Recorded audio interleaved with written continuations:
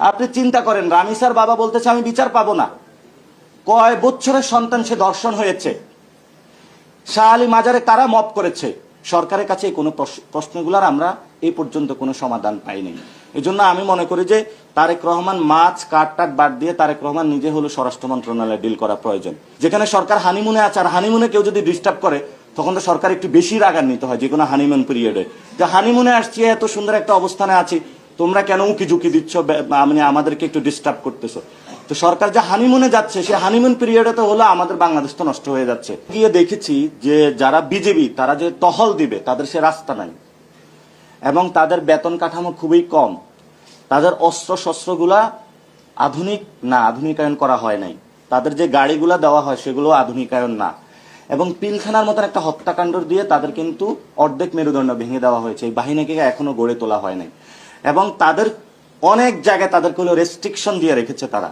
তাহলে আমরা বিজেপিকে যদি শক্তিশালী করতে পারি, এবং এটা স্বরাষ্ট্র মন্ত্রণালয় থেকে কোনো ধরনের উদ্যোগ নেওয়া হচ্ছে না, কারণ উনি যদি উদ্যোগ নেয় তাহলে তো ওনার কক্সবাজারে আর ইয়াবা ডুববে না, ডুববে ইয়াবা ডুববে না। উনি যদি উদ্যোগ নেয় তাহলে হলো দুলুভাইয়ের এলাকা দিয়ে তো আর গরু ডুববে না।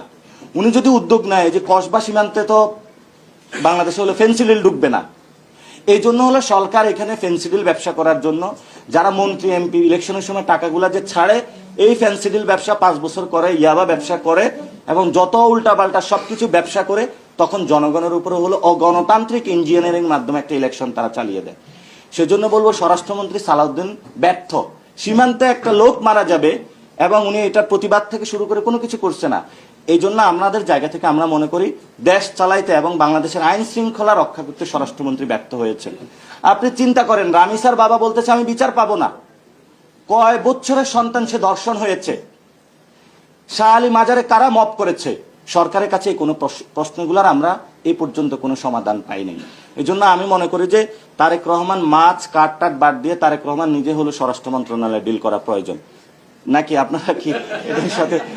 এই জন্য হলো মানে উনি যদি না পারে তখন, এখন আমাদের কি ওই যে শেখ হাসিনার সময় ছিল, যারাই দেয় ও হলো ফেল করে, এবং সালাউদ্দিন সাহেব আশা বসে থাকে কখন তারেক রহমান কোন দিকে হলো ঝামেলায় পড়ে যায়, আমার মন্ত্রিত্বটা চলে যায়। মন্ত্রীদেরও তো হাত পা বাঁধা, অনেক মন্ত্রীর সাথে তো আমাদের কথা হয় যে ফাইল নিয়ে যায়, ফাইল রেখে চলে যান, কারণ আমার এটা হলো হাওয়া ভবনের লোকদেরই হলো আমি করতে হবে, আপনার দরকার নাই এখানে। তো সরকারের যে কিচেন ক্যাবিনেট আছে, অর্থাৎ মন্ত্রণালয়ের ভিতরে সরকারের একটা আলাদা মন্ত্রণালয় আছে, সেই মন্ত্রণালয়টা কিচেন ক্যাবিনেট হলো সবচেয়ে দক্ষ মানুষদের দিয়ে বানায়, যারা হলো বাংলাদেশটা লিড করে থাকে বা যে কোনো কান্ট্রি লিড করে থাকে। সরকারের কিচেন ক্যাবিনেটটা হলো হাওয়া ভবনের কিচেন ক্যাবিনেট, এবং যারা দুর্নীতি অর্থনৈতিক শৃঙ্খলা থেকে অনেক কিছুর সাথে জড়িত তারাই কিন্তু বাংলাদেশের নেতৃত্ব দিচ্ছে, যাদের কাছে